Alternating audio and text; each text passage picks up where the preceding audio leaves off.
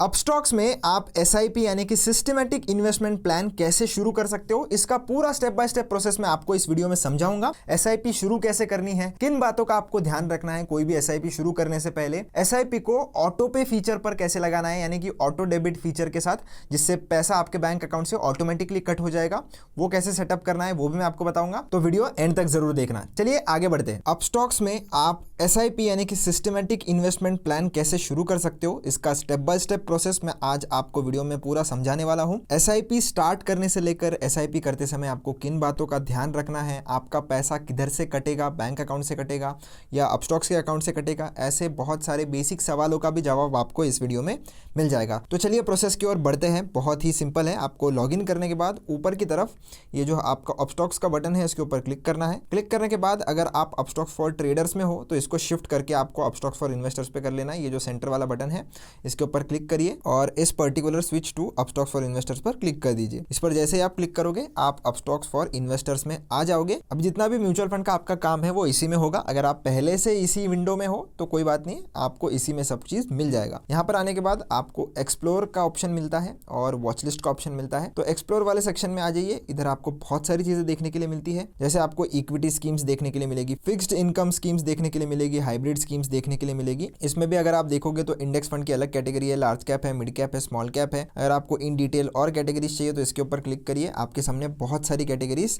इधर देखने के लिए आपको मिल जाएगी। तो आपको कैटेगरी वाइज अगर कोई भी इन्वेस्ट करना है तो यहाँ से आप चूज कर सकते हो कौन से कैटेगरी में क्या होता है।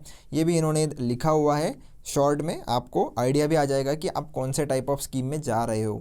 यहाँ से अगर आपको देखना है तो यहाँ से देख लीजिए। अगर आप थोड़ा और नीचे आते हो तो इधर इन्होंने रेडीमेड बास्केट्स भी बना के दी हुई है, जिसमें आपको ये देखना है कि एलोकेशन किस हिसाब से है। इक्विटी में 20% है, डेट में 70% है, गोल्ड में 10% है। अगर आपको ये वाली अच्छी नहीं लगती तो सेफ्टी फर्स्ट है, बैलेंस इन्वेस्टिंग है, स्मार्ट इन्वेस्टिंग है, हाई रिस्क हाई रिटर्न वाली है जिसमें इक्विटी में ज़्यादा है। तो इस पर अगर आप क्लिक करोगे तो बनी बनाई बास्केट आपको देखने के लिए मिलेगी। तो आप चाहो तो ऐसे बनी बनाई बास्केट में भी इन्वेस्ट कर सकते हो। नहीं, अगर आपको खुद का पोर्टफोलियो बनाना है, अगर आपको किसी एक ही पर्टिकुलर स्कीम में इन्वेस्ट करना है तो आप या तो ऊपर जो आपको सर्च बार दिख रहा है उसमें डायरेक्टली उस स्कीम का नाम सर्च कर लीजिए, या तो आप इधर से एक्सप्लोर करके उस स्कीम को ओपन कर लीजिए। अभी एग्जांपल के लिए मैं हमारा आईसीआईसीआई का जो निफ्टी 50 का इंडेक्स फंड है उसका एग्जांपल लेता हूँ। कोई भी रिकमेंडेशन नहीं है दोस्तों, मैं सिर्फ एग्जांपल ले रहा हूँ। आपको म्यूचुअल फंड्स में आना है और आपके सामने इधर ये आ चुका है।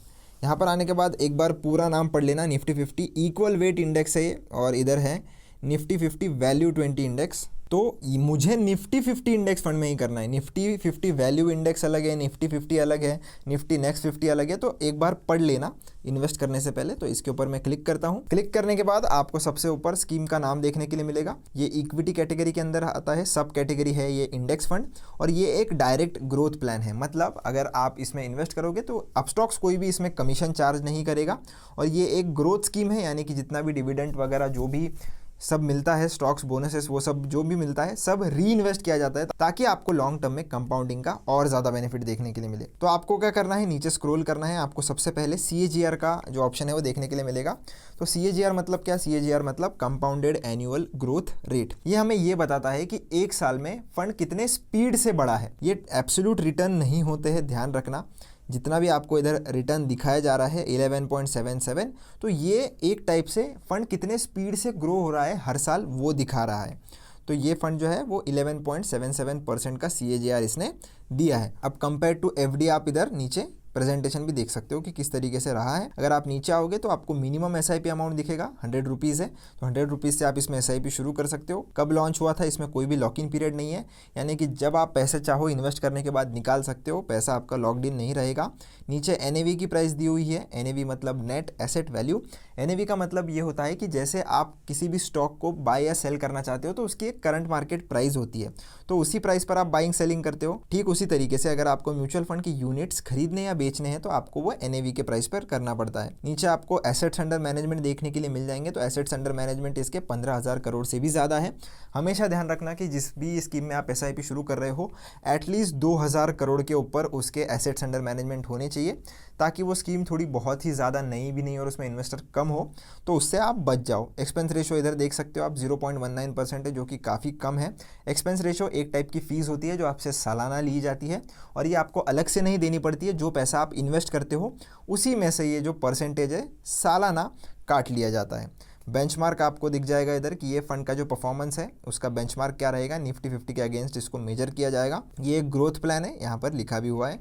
इसके ऊपर अगर आप क्लिक करोगे तो आपको और दो चीज़ें मिलती है, एक है डिविडेंड पे आउट, एक है डिविडेंड री इन्वेस्टमेंट। डिविडेंड पे आउट में क्या होता है कि जो भी डिविडेंड वगैरह मिलते हैं, जो भी पैसा आप इन्वेस्ट करते हो उसमें से जितना भी डिविडेंड वगैरह उनको आता है वो आपके अकाउंट में भेज दिया जाता है। तो जिन लोगों को रेगुलर इनकम वगैरह चाहिए वो ये वाला प्लान यूज़ कर सकते हो।